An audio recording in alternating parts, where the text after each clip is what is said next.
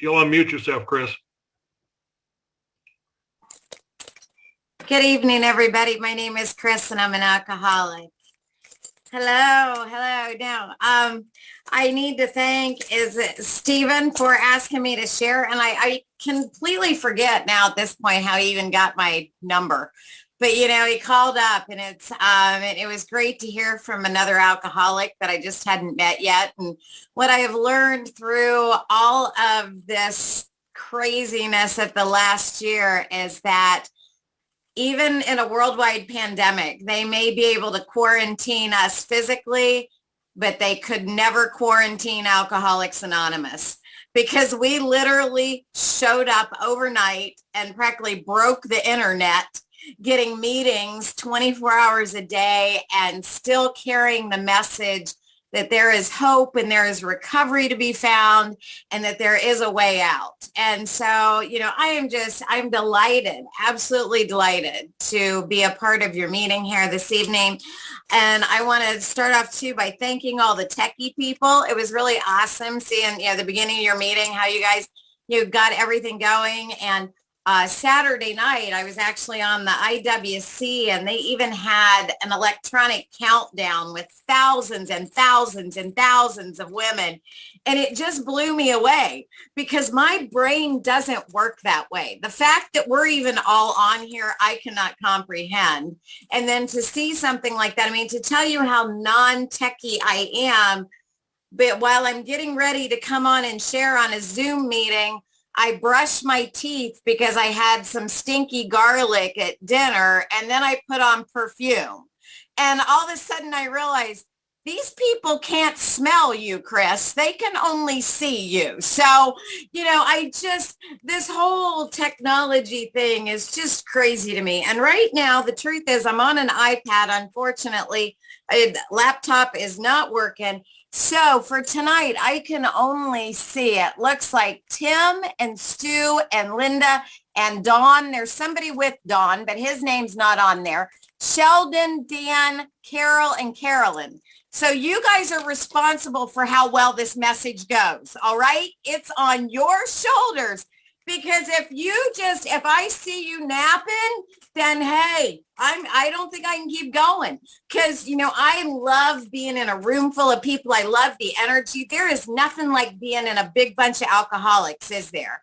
And I kind of noticed your meeting was just like a great meeting before one starts. And the way you can always tell a good meeting starts before it starts is that everybody's talking and nobody's listening. It's just like in a bar, right? It's like midnight and we're all just and talking over each other. And the best thing about alcoholics is, when somebody's talking and somebody else isn't listening, we don't get quiet. We just talk louder, don't we? We just keep going, and I saw that on your group beforehand. And I thought, these are people I want to hang with.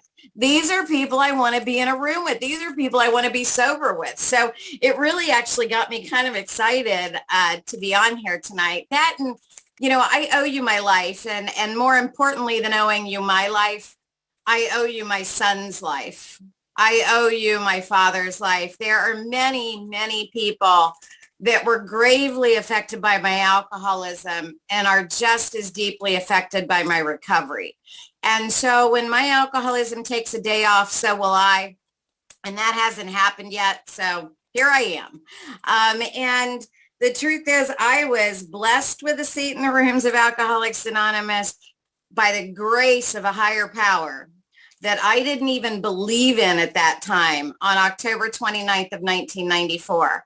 And for me, that is a fact that I don't ever want to forget, because I came in here agnostic at best. And this higher power took me in and granted me a seat in a room that I did not know would forever change my life and the lives of everyone around me. And the way that I lived, I definitely shouldn't be sitting here tonight. The way that I lived, the people that I ran with, the things that I did, instead of sitting on a meeting with a whole bunch of new people that I get to meet, I should have wound up in an unmarked grave somewhere. And the fact that that didn't happen, I don't ever take that for granted any day. And when I was out there ripping and roaring through life and in the throes of my illness, you know, if I disappeared from your life, there was nobody walking around saying, oh my gosh, where did Chris go? What happened? We need to find her. You know, where could she possibly be? When I disappeared from your life, you were like, thank God that's over. Thank God we don't have to go through that anymore. Thank God that she can't hurt me, or she can't hurt us, or she can't hurt our children. So a thing that I never take for granted as well, it's like I got the text message reminding me about tonight. And I had that moment of gratitude that said, wow, they still want me to show up somewhere. This just blows my mind. So I really try and take all the little things that maybe other people might take for granted and just never forget exactly where I should be. I should be in that unmarked grave somewhere with absolutely nobody looking for me. And I want to show up here tonight, especially because I was scrolling through before the meeting started. And I noticed there is a lot of silver-haired dudes on this meeting, okay? And what I want to tell you is you are the ones that saved my life when I came into Alcoholics Anonymous. When I walked into AA, there was one woman in the meeting, and that may come up later. I never know where this is going to take me. But it was a bunch of the guys sitting in the rooms with their silver hair. And, so I owe them so much. And so I want to come on here and I just want to be the crown princess of Alcoholics Anonymous. And I want to tell you, I walked into my first meeting and I've done everything right since then. And there's a problem with that. It's just not the truth. And I come from a family of sponsorship that requires rigorous honesty, be it on a Zoom meeting, behind the podium, or one-on-one over a cup of coffee. The truth is, in the last 26 years, there have been times where I stayed sober on fierce grace alone. And, there's a couple kinds of grace. There's that grace where all the stars line up. You get the job you want. You get the person you want. You get the everything. And it's like, and the sky's parting. You can hear the angels sing. And then there's another one, and it's called fierce grace. And it's a place I have been in sobriety, and it's face down on the floor with my arm behind my back screaming uncle, because I'm just terrorized by what's still going on in my head. Now, I haven't had that experience in a number of years, and God willing, we'll get to why that is. It's just that there was a program that I was introduced to very late, much later in my sobriety, that has removed that life from me.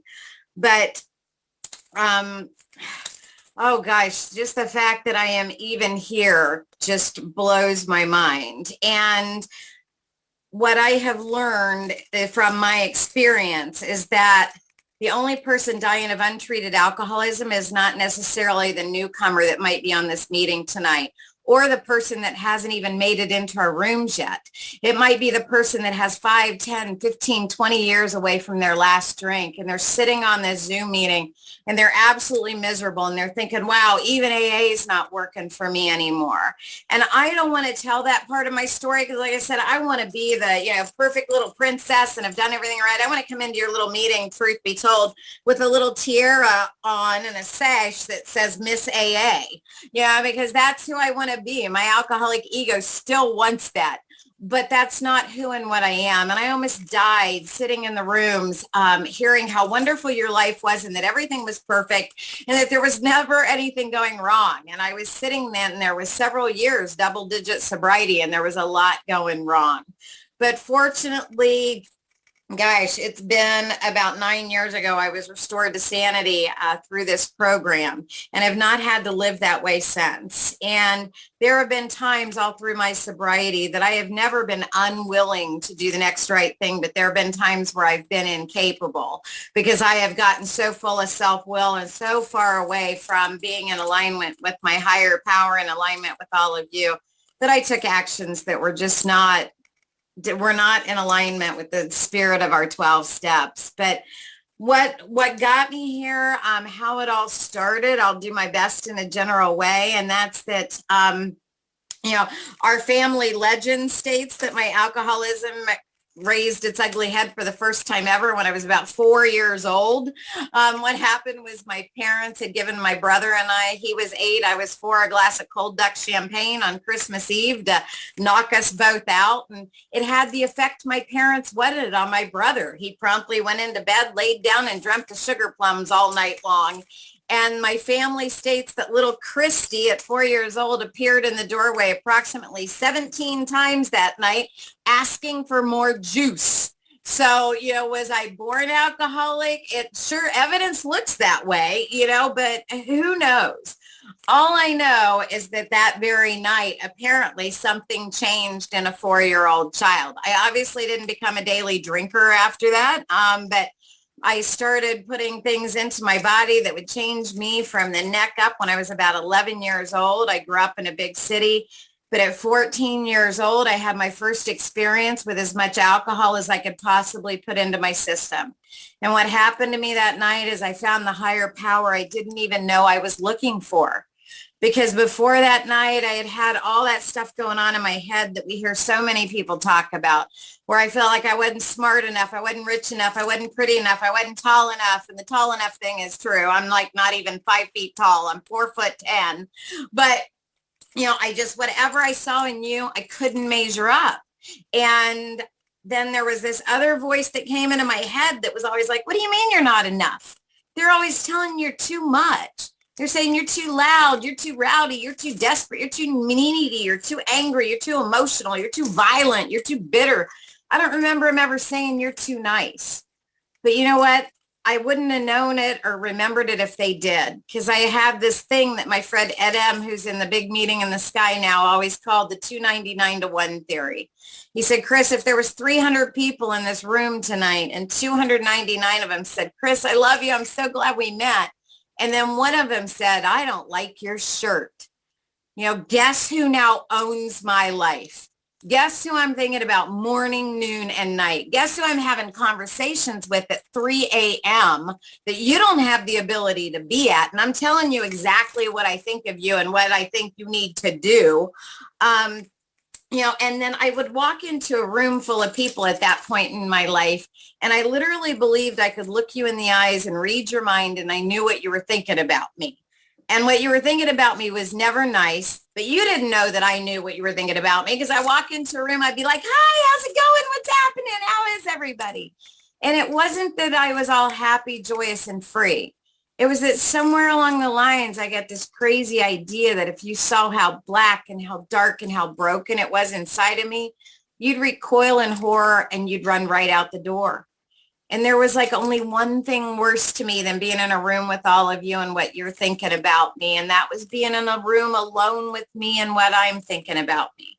Because see, what you guys think about me might be mean and vicious, but what I think about me is absolutely deadly.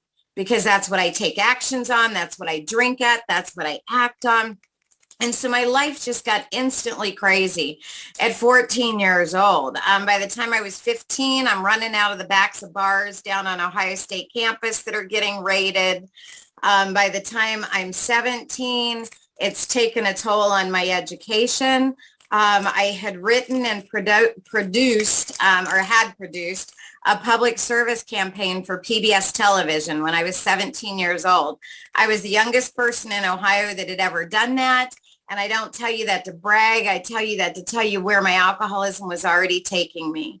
Because of that campaign that I had done, I was awarded an internship at the largest advertising agency in the United States. It was there waiting for me as soon as I graduated at 17 years old. And I wound up turning it down because it was an unpaid internship.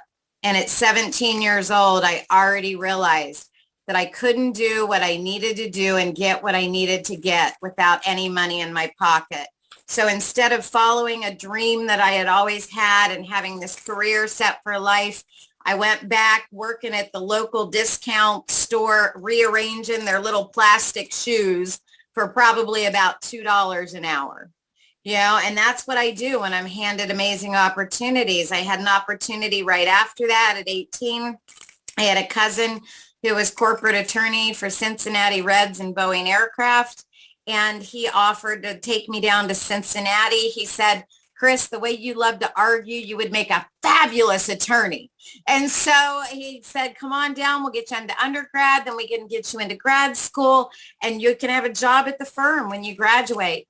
And I never even made it into college because we found out while I was down there that I am a lot better at breaking the law than studying it. And they asked me just to leave Cincinnati within days. And that's what I do with opportunities, and so by the time I'm, in my early 20s, I'm working at a hotel. I'm getting hospitalized repeatedly for alcohol poisoning. There is a bar in the hotel I work at. I leave my job during the day. I go to the bar that's right in the same building. I drink there till it closes. Half the time I'm passing out in the hotel rooms where I work, and I still can't make it to work on time. It's just the kind of alcoholic I am. Any situation I'm in, I can find some way just to burn it down. And so between the ages of about 14 and 33, when I walked in here to all of you, I burned down every single one of my hopes, desires, and opportunities just for another drink. I tried everything that was out there to try and fix me. I tried counseling. I tried multiple churches and multiple relationships. By the time I got here to all of you, I had been married and divorced 3 times. I obviously wasn't really good at that. I don't know where I got this crazy idea that the right relationship would fix me. I had never been in one. I had never even witnessed one. You shake my family tree and bottles fall out, not happy relationships. So I don't know where I got this, but I'm the kind of woman that, I start out at a business cocktail party with my husband, and I wind up coming home 3 days later because somehow I met a roadie for the Lee Greenwood band. And if you're too young to know who that is, ask one of the silver-haired friends. But it was like we stole a tour bus, and I was gone for several days traveling around the country. And then I come home and my husband's in the kitchen sufficiently upset with me. I get that now. And I walk in, I'm like, what? I just met some new friends. We went out and had a little fun. I was living under the delusion that our book talks about, that I can't tell the true from the false. It wasn't, I believed everything that I said at that time. And, I came out of a blackout at one point with a knife to the throat of the man that I professed I loved. Once I put alcohol into my system, I had that complete change of personality, that Jekyll and Hyde that they talk about, and I never knew what would happen. And I tried desperately not to drink because I see that it's getting me in trouble. I can't see that I'm an alcoholic. I grew up in an alcoholic home, and I was the teenager that would pour my mom's alcohol out and go party with my friends because that was different. I was no stranger to alcoholism at all. I had been raised with it. I always say that my mom died at the hands of an elephant, and it was the pink elephant that was in the living room. Nobody was talking about her alcoholism, and she went into the hospital for asthma and died from a heart attack as the result of the DTs, because you just didn't talk about those things at that time. But so I just started ripping and roaring through lives and burning them down. And I would try every kind of outside thing to fix what was wrong with my insides. And as I said, I went through many relationships, and then, it got to the point where I was at this business cocktail party at one point, and, I was with this very successful businessman that I had married. I had bought society's lie that said, if you get the him and the house and the cars and the toys and the stuff, that'll fix what's broken inside of you. And what happened instead was I went to this business cocktail party, and I learned some social graces the one night, and I couldn't sip and socialize like all of those people. I would do what I did tonight. I would try and clean myself up and look presentable, but I'm full of self-centered fear and self-pity. And I walk in, I can't sip and socialize. There's only one tool in my toolkit, and it's what's behind that bar. And so that's what I do. And before the night's over, I'm in the parking lot doing things with people I shouldn't be doing to get what I need to get. Or like I said, I leave the venue altogether. But one night I'm full of this self-centered fear and self-pity. And I had one of those little plastic cups, if you've ever been to those business cocktail parties, and I just can't take it. And I crushed it in my hand. And that's the night that I learned that it's socially acceptable at a business, or unacceptable at a business cocktail party, when liquor runs down your arm, to go, and lick it off. And that's when I saw my husband's face turn bright red, and that vein that you men have in your forehead, I think it's Dan down there. I bet he's got one of them. It's like right here. And we women can make it appear on a moment's notice. And it looked like a Bugs Bunny cartoon. It was like bam, bam, bam. And I said my first ever sincere prayer that very night. And it was, dear God, please let his head explode because I don't know how to get out of this. That was the spiritual toolkit I brought to Alcoholics Anonymous. Please let my husband's head blow off because I'm in trouble. I honestly didn't know any better. I used to say a lot of times in AA, well, when you know better, you'll do better. And the truth was I knew better. I had seen examples of other people, friends, parents, and how other people lived. And I didn't seem to be capable of doing better. It wasn't that I was unwilling. I wanted to be a good wife. I wanted to be a good person. It just seemed like I was incapable, not unwilling. And that night, needless to say, after licking alcohol off my arm, I was never invited to a business cocktail party again.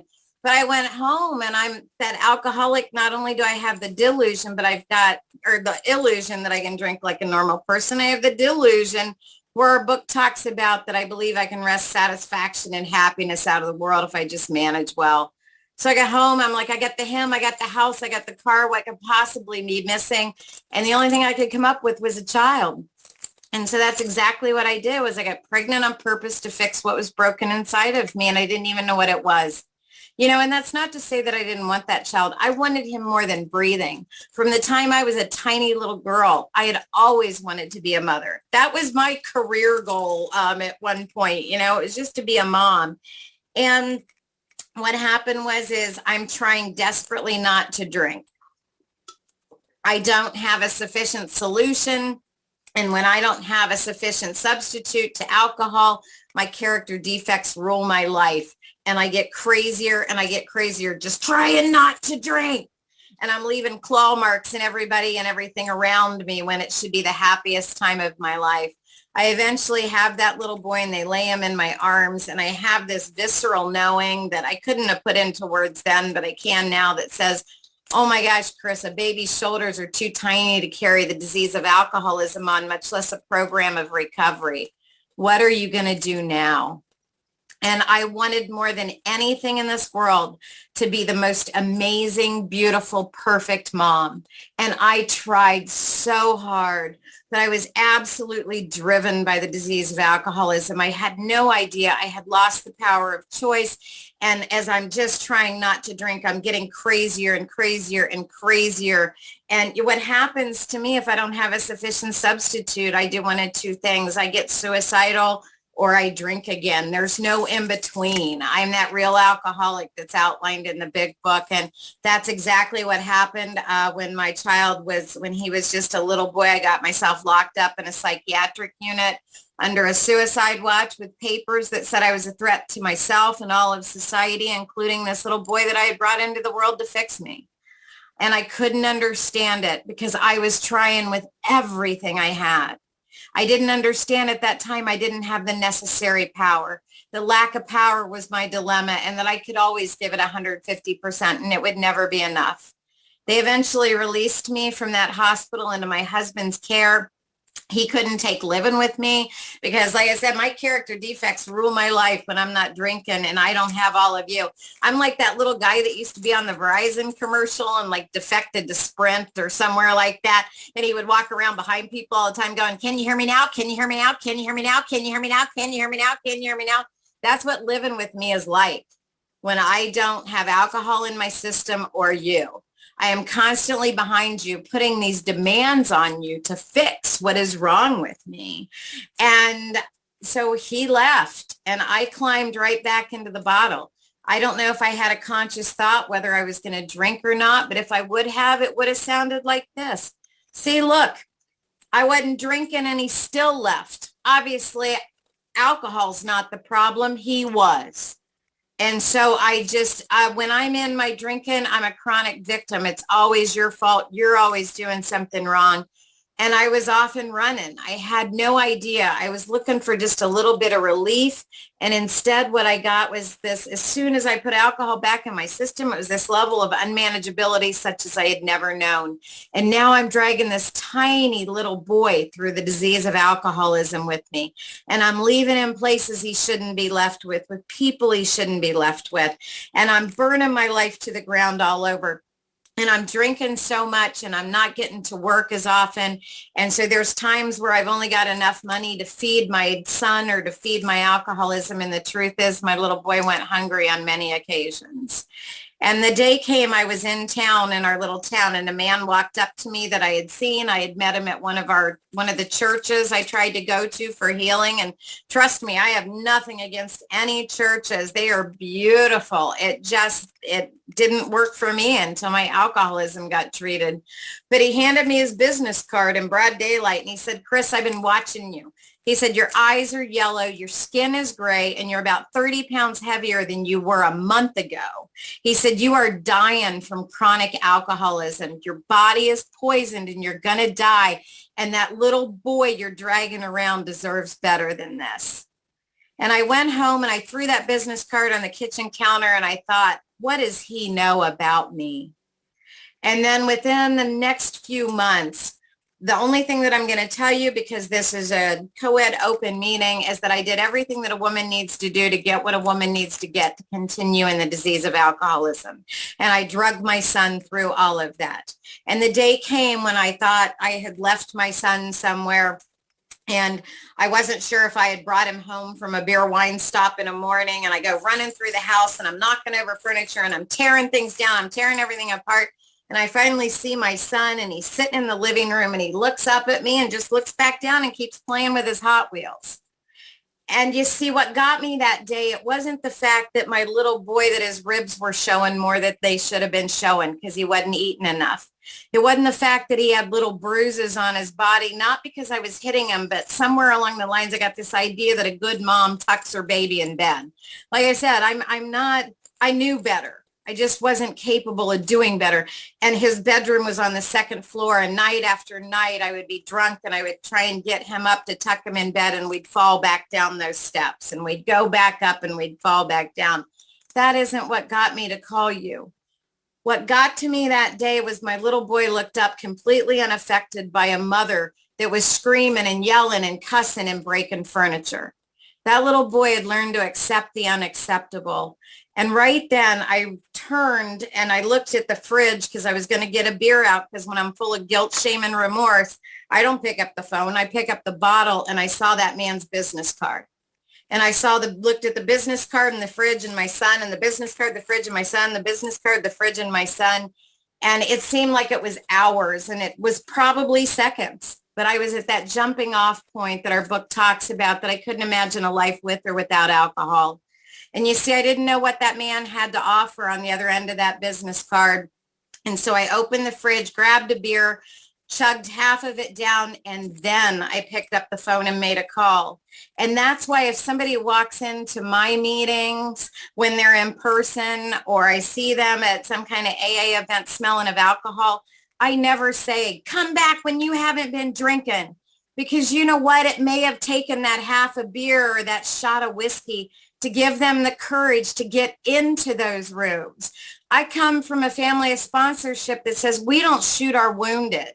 There is no fighting in the lifeboat, or we all go down. And so it's my job as a mid-time member of Alcoholics Anonymous to help that person, to get them a seat, to get them where they need to be. And if they're being disruptive, it's my job to grab somebody else and get them outside the meeting, and then find them the help that they need. But what happened to me that night was I picked up the phone and I called this guy. His name was Jerry. And I said, "Jerry, this is Chris, and I think I need some help."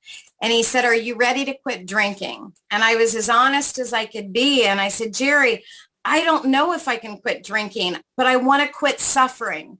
I've tried to quit drinking for over 20 years. And he said, Chris, he said, what happens when you drink? Tell me, can you stop? And I said, Jerry, I never know what's going to happen. I don't even know what state I'm going to wake up in. I said, I started out drinking in my home bar in Coshocton, Ohio, down at Bando's or the Army Navy. Tim knows what I'm talking about. And I wind up coming to in a tent in Pennsylvania 3 days later. Or I start out in my home bar in Coshocton and come out of a blackout down on Ohio State campus surrounded by guns and knives and weapons. And I have no idea how I got there. I said, and he said, well, what happens when you don't drink? And I said, all I can think about is when I can get my next drink. And he didn't tell me I was wrong. He didn't tell me I was bad. He said, guess what, sweetheart? He said, we have a solution for you that can solve all those problems. And Jerry 12 stepped me into my first AA meeting from that phone call. And I would be remiss, though, if I didn't tell you his story. Jerry was this amazing artist by trade. He was a potter. He had been in a car accident that year in sobriety that had crippled both of his hands, and he could no longer create his art. That night, he screamed out, God, if this is all there is to sobriety, I might as well drink. And he tells the story that 30 seconds later, the phone rang and I was asking for help. And in January, Jerry just celebrated, what would it be now, 32 years of continuous sobriety. Instead of drinking that night, Jerry got me to a meeting of Alcoholics Anonymous. And he stayed sober from then on. And I walked in, I absolutely loved what I saw, and that it wasn't that you were all happy, joyous, and free. The truth is there was about 30 people in the room, and they all appeared to be men. I was shopping for my next ex-husband at my first AA meeting. So, and the guys at the beginning of the meeting, they heard I got him. Didn't work out so well. I think it was Linda that might ask me how that worked out. Not so well. But what happened was I saw all these men. I was all excited, and then all of a sudden I saw her. But she appeared to be 112 years old, and so I wrote her off as competition. She was the only woman in the meeting. Truth is, Mary Kay was 59 years old that night, the same age that I am right now. And I thought she was 112 years old and had nothing to offer. Doesn't it come back and just get you? So, but all of a sudden, she jumped up out of her seat like a teenager and came scurrying up to the front of the room and stuck her hand out and said, hi, I'm Mary Kay, and I'll be your sponsor. I had no idea what it was, but she had told me later she had been waiting on me because she was tired of being the only woman. And she started talking to me about God. And I didn't say it out loud, but I thought, lady, I don't believe in things I can't see. I'm glad it's working for you, you little blue-haired, thin-lipped organ player at the local church, which is what she was, and so I had all kinds of prejudice about that. No way could she understand what I had been through. Oh, she did. She had done all of it herself. But then she talked about being powerless. And I was like, lady, I've been on the streets. If you're powerless, you're weak. And if you're weak, you're prey. And if you're prey, they got you. I'll never be powerless again. And then she started talking about this program, and I had no idea what she meant, but I was afraid to ask because I wanted her to like me.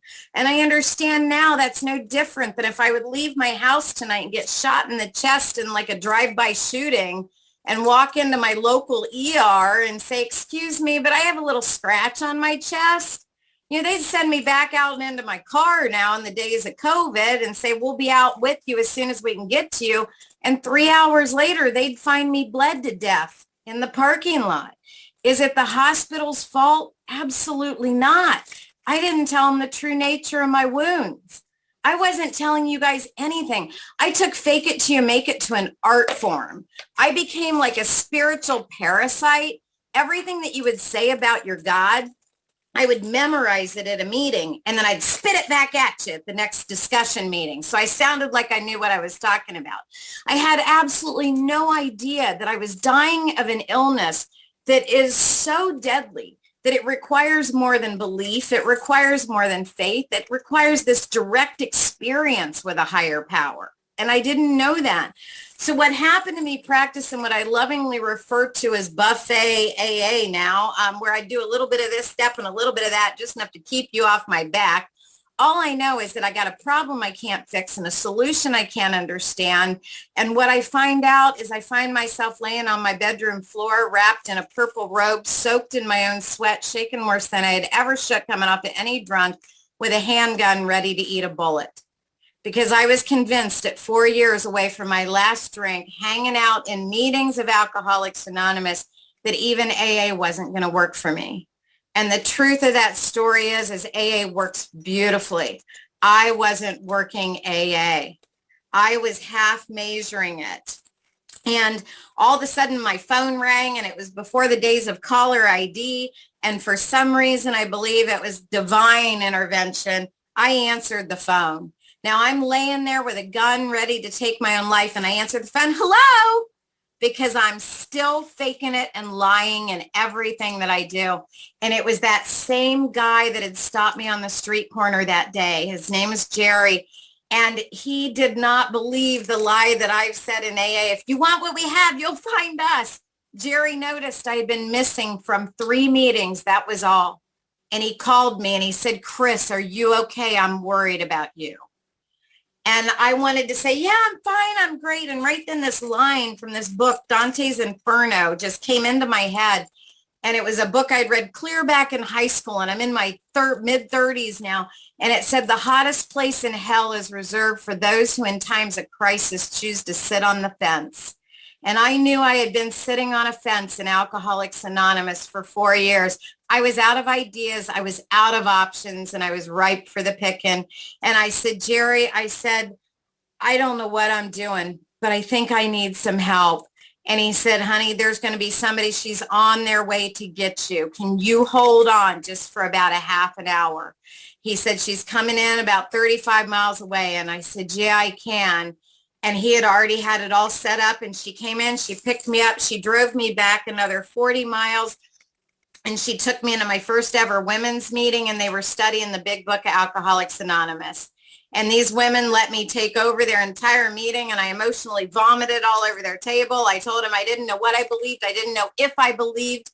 And they just said, are you willing to believe? And I said, I am willing to do anything. I can't live this way anymore. And they knew they had a live one. And they started giving me the information, and they showed me what they had done, and they gave me all kinds of stuff. And they sent me back home with it. And there were 3 other women in AA at that time, all with less time than me. And I gathered them all together that night. And I said, ladies, I said, these ladies say if we do everything this first 164 pages says, we are going to be okay. I said, and those ladies were happy. Their kids were clean. They were all really, really happy. And so what we did is we got together at each other's house for 2, 3, 4 hours at a time every week. And we would study what it said in the book. We prayed to a God that none of us were sure we believed in. When it told us to write, we wrote. When it told us to share, we shared. We had no idea what we were doing. We were the biggest bucket of sick you ever laid eyes on. This one night, there was literally a fist fight in my driveway between 2 of the women over what it said in the book, because we couldn't agree on it. But we did one thing right. We prayed to a higher power. We didn't know if we believed. And what I found from that point is when willingness and action come together, God's grace literally erupts. Because that was 22 years ago. We went through that whole first part of that book, and 3 out of the 4 of us, that 75% success rate, have maintained continuous sobriety from that day until this. That's why I know this thing works. I believe in it so passionately. And I'd love to tell you that I skipped through my sobriety just all, happy, joyous, and free, and everything's been perfect since then. But that would not be the truth either. I got into some really crazy situations early in sobriety because I was living on self-will, and I got in that a 4th marriage that didn't work out so well. And now I'm out there with this message, and I'm out there 12 stomping, okay? And instead of 12 stepping, because I don't have any guidance on how to carry the message, and I'm so passionate, and I'm ticking people off. But I'm trying to make amends to you, because when you let me be your secretary at your meeting, I stole money out of your basket because I didn't really think you needed that change, and I did. And there were all kinds of things like that going on. But I was taking the actions. I was doing what I needed to do, but I was having some struggles trying to wrap my mind around this God of my understanding and practice that 11th step. And that's when I said one of the biggest gifts wrapped in sorrow ever came. And what had happened was my house burned down due to an electrical fire. My son and I, it was, post-divorce, we're living in this little house and it burned down. And I thought it was the most horrible thing that could ever happen. It wound up being a gift because we wound up moving to a house out in the country. And my family, a sponsorship at that time, they not only required us to read the big book and the 12 and 12, but they required us to read all AA literature. And I had a real hard time calming this mind down. If you can't tell, I'm a little bit one of those high energy people. Some people may call it ADD. I prefer to call it spirited. But I was like, I really had a hard time calming my mind down. And I read in Language of the Heart where Bill Wilson used to do a hiking meditation. So this house was right next to a 300-acre nature preserve. And so I would go out there and I would walk and I would repeat over and over, thy will be done, thy will be done, thy will be done. And one day I was out there stomping through the woods, trying to figure out how I was going to undo some stuff I had done. And all of a sudden I hear this sound. And I'm like, oh my God, what is that? What is that? And then I hear, I'm like, oh, what is that? And I'm freaking out. And I don't know if I thought it was the attacker knocking to let me know he's coming to get me. I don't know. I was raised in the city. I had no idea. And then all of a sudden I thought, okay, you got to get still and you got to get quiet. And I hear this. And I have this sudden awakening. And the awakening was, it's a woodpecker. And I was all excited. And the reason I got so excited too, and the reason it was an awakening is because I started walking around because I'm a good alcoholic. Not only do I want to know it's a woodpecker, I want to see the woodpecker, right? The truth is I want to pet the woodpecker. The real truth is I want to bring the woodpecker to the next meeting I go to. And so I start walking around. I try and find him and I can't find him. He's down in this tree snag and I'm way too short to see him. And right then it happens just that fast. Because what happens to me as I get this thought is I see all the holes that he's drilled in the tree. And it says, Chris, see, that woodpecker is just like this God those people in AA have been trying to teach you about. You may not be able to see him, but if you look around, you can see where he's left his mark. And right then I began to have a God of my own understanding. And that's why before the meeting started too, I flipped through because I wanted to see all of your faces. Because still today at 26 years sober, there are times where maybe I get too far into me that I may not be able to feel God's presence. But at any meeting of Alcoholics Anonymous, all I have to do is see you. And I never have to believe in things I can't see anymore because I see his presence. I see that twinkle, that sparkle in your eyes, just like Bill used to talk about he saw in Ebby's. And, so my life just began to get lit up and it just began to get beautiful. I started having all these spiritual experiences. I caught on fire. I wound up going to a big book workshop about 20 miles from my hometown. And it was a Fellowship of the Spirit style big book study. And man, I fell madly in love with the big book. I fell in love with the fellowship again. And I fell madly in love with the guy that was teaching this workshop. And, beyond, in spite of me, he has been in my life since that time. So he's been in my life for 16 years now. And I come from a family of sponsorship that says you attract what you are, not what you want. And if you want something better, then you have to change. And I hope that's true because he's the most kind, gracious, generous member of Alcoholics Anonymous I've ever met. And so I do hope that's a direct reflection, a mirror of my essence and not just his. But I started doing Alcoholics Anonymous at this mad level. I would go anywhere and do anything you asked me to do. I was traveling all over the place. And the truth is I was doing service at a very intoxicating level. And that can be really dangerous for an alcoholic of my type. And I began to get emotionally and spiritually drunk on accolades. And I began living a double life in sobriety, where I'm out there and I'm carrying the message and I'm doing the deal. And at home, I'm becoming to get in collision with everybody and everything around me. I wound up quitting a perfectly good job and self-willed into a job as a director of a botanical garden, a nonprofit. And there's a problem problem with that. I'm a high school graduate and I can't tell the difference between a daisy and a dandelion on a good day. And so here I'm in a job that I'm lying and I can't figure out what's going on. I'm 16 years away from my last drink and I've got the perfect him again. I got the perfect house and I'm getting in collision. I'm getting resentful at sponsees. I have self-will coming into my life. You don't have to tell me that I have a problem, but you can't convince me that I don't have a solution. And so I make this decision that, okay, all I need is more God. I just must have an 11th step problem. And so I start taking all these amazing spiritual trainings. As I said, I have no problem with any religion, any church. And I start taking all of these incredible spiritual trainings. And I'm literally living in this delusion that is so deep that I believe I can create my own spiritual awakening just by taking all of these spiritual trainings. My sponsor at the time, she's saying, Fran, that I had mentioned to one of you about, she's saying that I definitely need medicated, and I look like I need medicated, but I think I just need meditated. And I am much happier just buying Buddha statues at TJ Maxx than I am telling you what's really wrong with me. Because if I look the part, I'm going to be okay. And the allure of burning incense is way more attractive to me than telling you how messed up I am. And the truth of my story that I never want to tell, but it's important, is at 17 years away from my last drink, I became emotionally, physically, mentally, spiritually, and financially bankrupt. I spent 100% of my life savings on spiritual trainings. And they were all beautiful, but the problem was not a single one of them worked the minute I left my prayer room because I was not treating the underlying condition, which was my alcoholism. And I couldn't understand that because, you see, I was out there carrying the message. I was sponsoring all these people. I had started conferences. I had done this. I had done that. I had done that.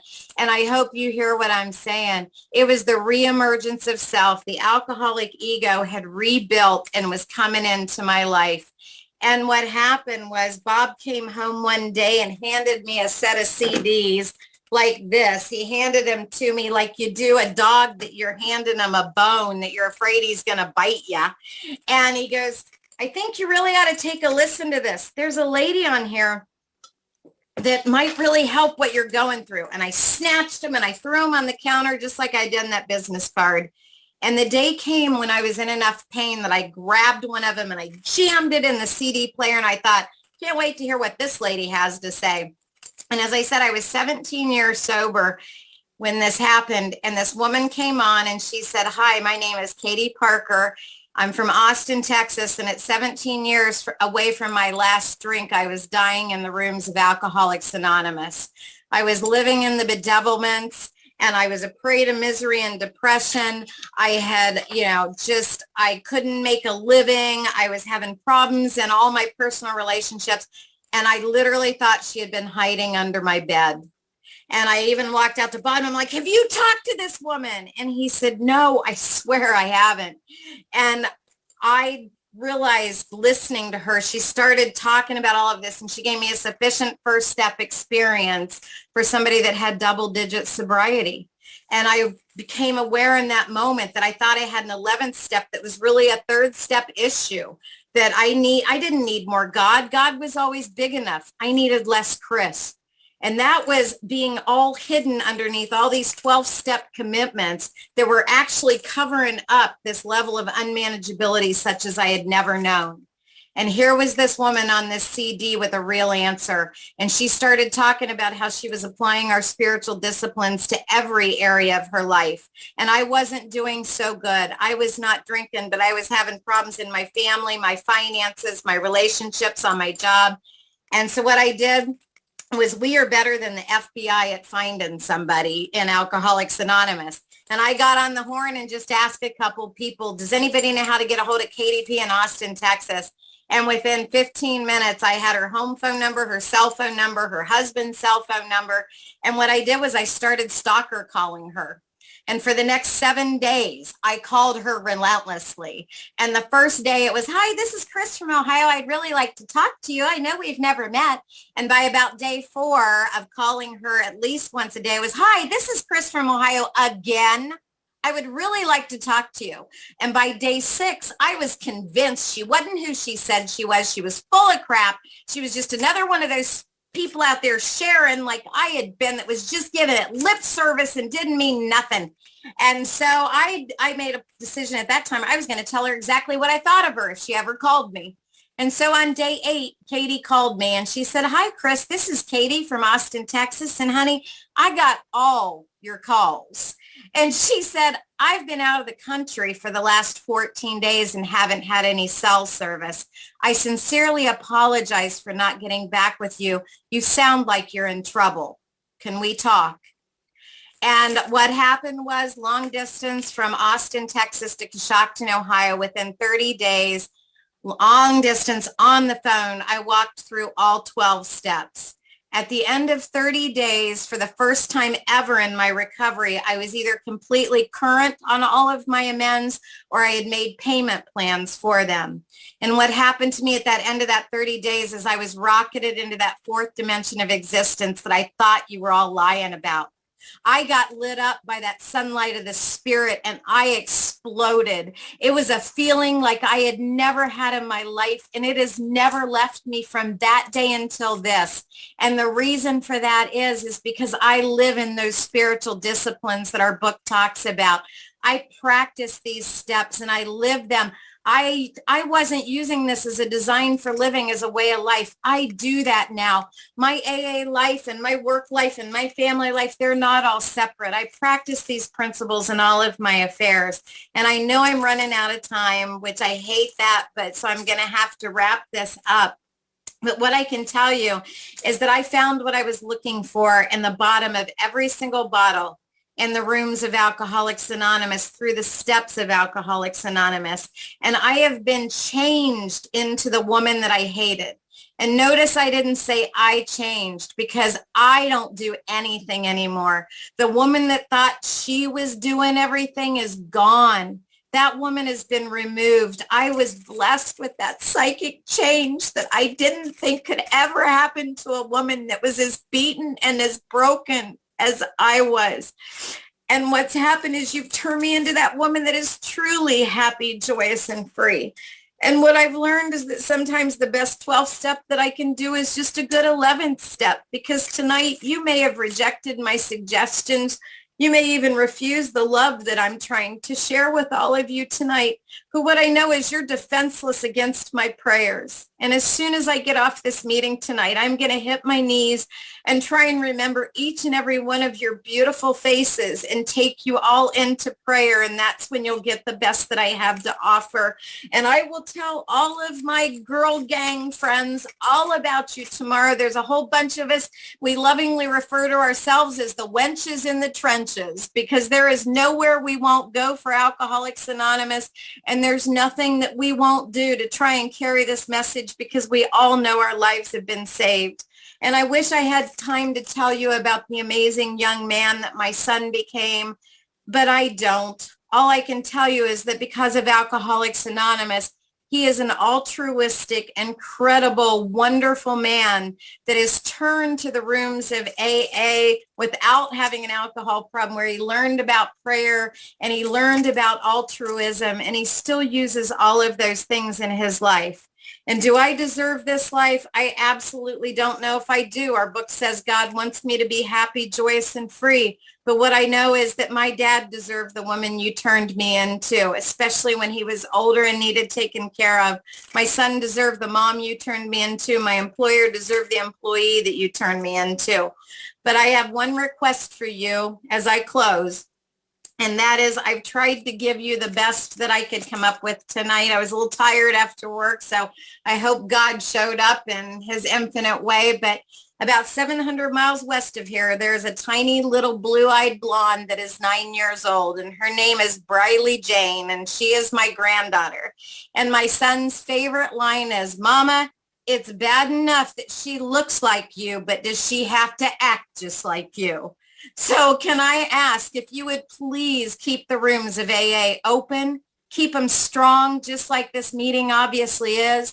So if Briley comes into our rooms, it doesn't take her 17 years to get lit up and on fire and filled with the spirit of Alcoholics Anonymous. I want her to get that at the first meeting she walks into.